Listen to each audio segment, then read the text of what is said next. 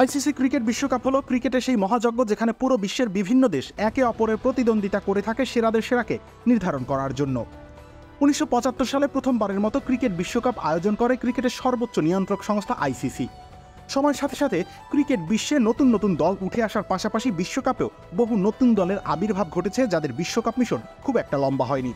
এর মধ্যে এমন 3টি দলও আছে যারা কিনা এখন পর্যন্ত মাত্র একটি করে 50 ওভারের বিশ্বকাপ খেলার সুযোগ পেয়েছে। পূর্ব আফ্রিকা 1975 সালে বিশ্বকাপের প্রথম আসরে মোট 8টি দল অংশ নেয়, যাদের মধ্যে পূর্ব আফ্রিকা অন্যতম।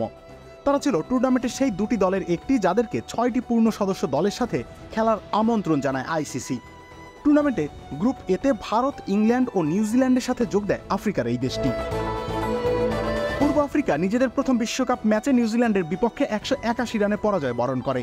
দ্বিতীয় ম্যাচে ভারতের বিপক্ষে 10 উইকেটে এবং শেষ ম্যাচে ইংল্যান্ডের কাছে 196 রানে হেরে গ্রুপ এর তলানিতে থেকে বিশ্বকাপ শেষ করে।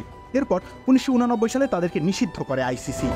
খামেরা তো দাগ হয় কিভাবে? এই যে ভাবি, দাগও যাবে রাগও যাবে, নিন চাকা সুপার হোয়াইট। নামিবিয়া 2003 বিশ্বকাপ শীর্ষ 3 থেকে 2001 আইসিসি ট্রফি শেষ করে 2003 সালে প্রথমবারের মতো বিশ্বকাপ খেলার সুযোগ পায় নামিবিয়া। বিশ্বকাপে তারা ছিল গ্রুপ এতে। হারারেতে জিম্বাবুয়ের বিপক্ষে ম্যাচের মধ্য দিয়ে বিশ্বকাপ অভিষেক ঘটে নামিবিয়ার।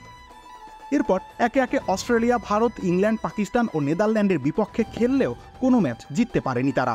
ওয়ানডে বিশ্বকাপে আর সুযোগ না পেলেও 2021 সাল থেকে টি-20 বিশ্বকাপে নিয়মিতই খেলছে নামিবিয়া।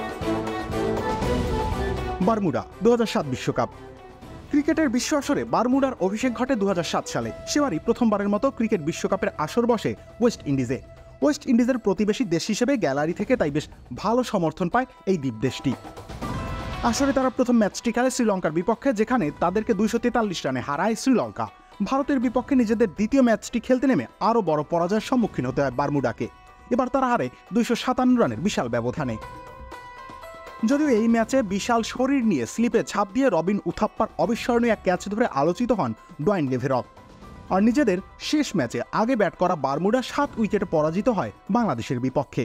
এভাবে এশিয়ার 3 দলের বিপক্ষে বড় ব্যবধানে হারের মাধ্যমে নিজেদের প্রথম বিশ্বকাপ মিশন শেষ করে বারমুডা।